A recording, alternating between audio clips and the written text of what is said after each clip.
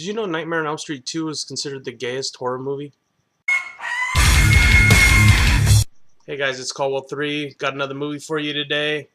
It's called Never Sleep Again, The Elm Street Legacy. And I finally saw it. It came out in 2010, but what it is a documentary, and it's a documentary that's very in-depth. The reason I had heard about the movie was because they're coming out with a movie, I believe it's called Memoirs of Crystal Lake, and it's going to be the same thing but for the Friday the 13th movies. But let's talk about this one first, because it was way better than I expected. This movie is so in-depth. It has a runtime of 4 hours, so it's kind of long if you want to sit down and watch it, but the 4 hours went by really quick.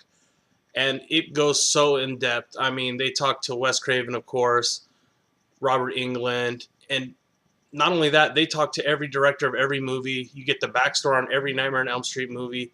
You get the backstory on Freddy's creation. You know, all the makeup guys are involved in this documentary, so you get to hear a lot about the behind the scenes, the makeup effects. And, you know, the first movie, of course, is really interesting to hear about the genesis sort of Freddy Krueger and the development of the characters. So they spent a long time on that, and that's really good. But one of the parts, you know, which I alluded to at the beginning of this video is they go in depth, and it's probably the funniest part of the 4 hours is how Nightmare on Elm Street 2 is, you know, I want to go back and watch it now, but it's considered was rated or something the gayest horror movie ever by like Cracked magazine.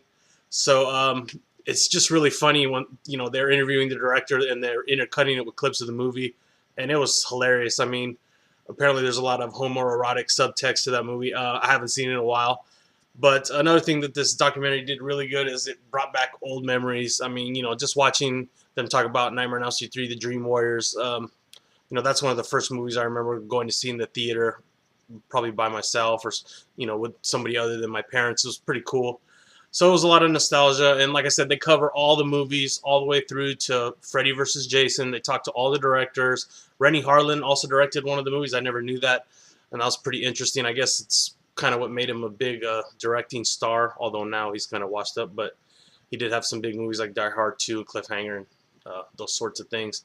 So, like I said, it's highly, highly recommended. I'm going to give it a 4.5 out of 5 stars. I'm not that big of a Nightmare on Elm Street Freddy fan, but if you're a fan of horror, you're going to want to see this because, like I said, they talk about how, you know, these movies were set with release dates before they even had scripts, all kinds of cool stuff. I mean, it's the involvement of all the strange cast of characters. Frank Darabont, they talk about him in there. There's no interviews with him, but they talk about him. They talk about Peter Jackson, one of the scripts he had written for one of the Nightmare movies. And, you know, it's pretty cool how many other types of movies Nightmare on Elm Street winded up touching. So if you're a fan of movies at all, you're going to like this movie.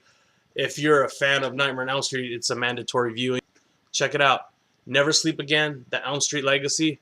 And I've had this annotation on top here someplace, the whole video, and I want you to check out Movie Man Chad's channel because the other day we talked on Skype. I had never used Skype before. Really cool conversation. He's another movie reviewer here in my area, so we talked, really cool conversation. Check out his channel.